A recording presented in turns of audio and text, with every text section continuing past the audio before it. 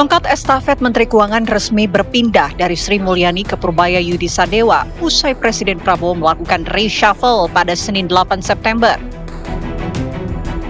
Purbaya yang sebelumnya menjabat Ketua Dewan Komisioner Lembaga Penjamin Simpanan memiliki PR yang cukup banyak untuk merealisasikan pesan Presiden untuk membalikan arah ekonomi, menciptakan pertumbuhan ekonomi dengan cepat, dan meningkatkan penerimaan negara. Dalam rapat perdana dengan Komisi 11 DPR pada Rabu kemarin, sejumlah hal mengemuka, termasuk langkah strategis Purbaya untuk merealisasikan perubahan kebijakan ekonomi yang dianggap selama beberapa tahun terakhir tidak memberikan perubahan signifikan bagi masyarakat dan pemerintah. Purbaya menyampaikan rencananya untuk merevisi postur APBN dan juga menggelontorkan uang sebanyak 200 triliun rupiah ke Bank Himbara sebagai bentuk deposito pemerintah yang dapat digunakan bank sebagai sarana menggenjot ekonomi masyarakat. Akankah kedepannya masyarakat menerima Purbaya sebagai pejabat negara yang lebih belak-belakan dalam menyampaikan strategi kebijakannya? Mampukah Purbaya membuat gebrakan dan keluar dari bayang-bayang Sri Mulyani yang dikenal publik sebagai Menteri Keuangan terlama dan bekerja untuk 3 presiden berbeda?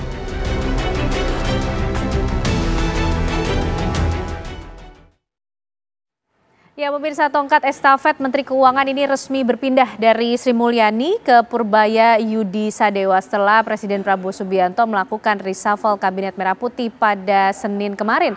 Namun sejumlah PR besar tentunya menunggu bagi Menteri Keuangan yang baru untuk merealisasikan pesan dari Presiden, membalikan arah ekonomi, kemudian mempercepat pertumbuhan ekonomi dan juga meningkatkan penerimaan negara.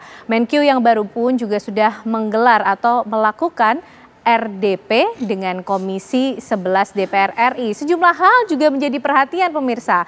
Tapi kemudian yang menjadi pertanyaan besar, apakah gaya blak-blakan dari Menkeu yang baru ini juga bisa diterima oleh publik? Dan apa pula gebrakan atau kebijakan kemudian yang akan dilaksanakan sehingga bisa lepas dari bayang-bayang Menkeu sebelumnya? Kami akan hadirkan perbincangannya untuk Anda malam hari ini bersama dengan sejumlah narasumber yang sudah bergabung melalui sambungan Zoom maupun juga hadir di studio pada malam hari ini. Ada Pak Wijayanto Samirin, pengamat ekonomi politik dari Universitas Paramadina. Selamat malam Pak Wijayanto. Malam, sehat ya Pak?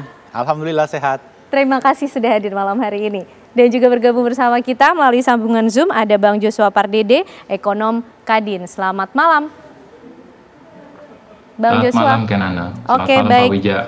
Malam. Dan juga kita nanti akan bergabung dan berbincang juga bersama dengan Bapak M. Hekal, Wakil Ketua Komisi 11 dari fraksi Gerindra.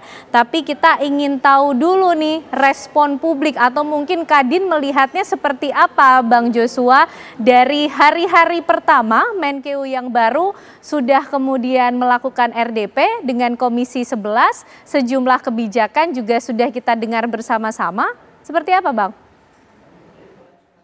Iya, jadi kalau kita lihat di awal pekan ini dan juga mungkin 2 hari pertama di pekan ini, market cenderung masih wait and see ya, masih melihat bagaimana profil ataupun sosok dari Menteri Keuangan Purbaya dan juga bagaimana kebijakan yang akan diterapkan ya di dalam Kementerian Keuangan sendiri. Namun kalau kita melihat dalam 2 hari terakhir ini, di hari Rabu dan juga hari ini, kecenderungannya market cukup positif ya, merespon beberapa kebijakan yang juga baru disampaikan. Kebetulan juga kebijakan terkait dengan terkait dengan sinergitas antara pemerintah dengan Bank Indonesia dan juga terkait dengan penempatan likuiditas pemerintah yang sebelumnya ditempatkan di Bank Indonesia nantinya akan ditempatkan di bank-bank BUMN. Ya. Ini cenderung memberikan dampak positif ya kepada pasar. Jadi memang secara umum kami melihat bahwa tentunya sekalipun memang di awal-awal Menkyu yang baru ini memberikan statement yang cukup optimis ya terkait dengan dalam 3 bulan Indonesia akan terang, lalu juga terkait dengan ataupun pertumbuhan ekonomi akan bisa dicapai 6-7%. Kami melihat bahwa ini suatu hal yang positif di satu sisi, namun tentunya dalam perspektif investor ini perlu juga dalam komunikasi terkait dengan investor ini perlu juga dikelola dengan baik. Artinya mengelola ekspektasi itu juga penting ya buat para investor. Dan yang lebih terpenting lagi, kalau kita melihat dari sisi profilnya, tentu ini dua hal yang berbeda ya, antara Bu Sri Mulyani dengan Menkyu Purbaya. Tentu akan ada persamaan dari kedua profil Menteri Keuangan ini, namun juga ada perbedaan yang cukup berbeda, yang cukup Perbedaannya di mana, mencolok Bang? ya, di mana ya kalau kita bicara dalam hal yang tadi disampaikan bahwa hampir 15 tahun terakhir ini, bagaimana Ibu Sri Mulyani menjaga fiskal Indonesia itu cukup prudent ya. Sekalipun memang kita tahu bahwa banyak ketidakberuntungan juga ya, ekonomi Indonesia diliputi dengan ketidakberuntungan ataupun kondisi global yang tidak stabil, namun prinsip prudent ataupun kehati-hatian itu tetap dipertahankan. Ya, bahkan kalau kita melihat sekalipun kita di 2020-2021 ya, fiskal defisit kita dilonggarkan sampai dengan 6% terhadap PDB. Nah, ini pemerintah berhasil membalikan ataupun mengkonsolidasikan fiskal ini 1 tahun sebelum ya masa pelonggaran itu berlangsung gitu ya. Jadi artinya lebih cepat dari waktunya. Dan ini mungkin yang kalau kita lihat dari sisi profilnya Pak Purbaya, yang cenderung cukup melihat pertumbuhan itu yang harus digenjot ya. Jadi tentunya kami kalau lihat dari sisi bagaimana para pelaku usaha melihatnya, mungkin ini suatu hal yang positif ya. Tapi tentunya dari sisi investor ya, khususnya di pasar keuangan, juga perlu mempertimbangkan kehati-hatian dalam menjaga fiskal ya. Karena tentunya para investor ini yang pemegang surat utang negara ini pun juga nantinya akan melihat apakah nanti arah fiskal Indonesia ini, apakah akan dengan tadi agresivitas fiskalnya ini, apakah akan fiskal defisitnya akan dilebarkan di atas 3% atau tidak. Tentunya ini akan menjadi pertanyaan. Namun kalau kita mendengar di RDP dengan Komisi 11 dan juga pernyataan beliau juga, sepertinya masih akan tetap dijaga, namun belanjanya yang akan dipercepat dan juga ditingkatkan produktivitasnya seperti itu. Baik, kita sampai situ dulu Bang Joshua. Kalau Pak Wijayanto mungkin punya pandangan yang berbedakah melihat baru menghitung hari Pak, ini Menkyu yang baru kemudian sudah coba mengkomunikasikan apa yang kira-kira akan menjadi, ini gebrakankah Pak Wijayanto atau gimana? Ya, saya sepakat dengan Mas Joshua ya. Jadi terlepas dari kinerja Bu Sri Mulyani yang sebenarnya cukup bagus dalam konteks menjaga disiplin fiskal, tetapi memang kondisi fiskal kita jauh dari menggembirakan. Karena memang ada begitu banyak hal yang di luar kemampuan seorang Menteri Keuangan untuk mengatur sesuatu. Jadi ada tekanan kanan kiri lah. Jadi siapapun yang menjadi Menteri Keuangan, ketika dia tidak mempunyai keleluasaan untuk menjalankan perannya sesuai dengan teknokrasi yang benar, ada tekanan sana-sini, maka akan sulit. Nah, kembali, Pak Purbaya sebenarnya sosok yang tidak asing bagi mereka yang bergelut di market gitu ya. Tapi untuk peran sebagai Menteri Keuangan, ini game yang totally berbeda dengan game ketika beliau di Dana Reksa, Deputi Menteri atau LPS. Bahkan itu juga disampaikan sendiri oleh Pak Purbaya. Jadi masyarakat dan dunia usaha, investor masih wait and see. Memang ada beberapa catatan di awal ini sebelum nanti kita membahas substansi kebijakannya ya.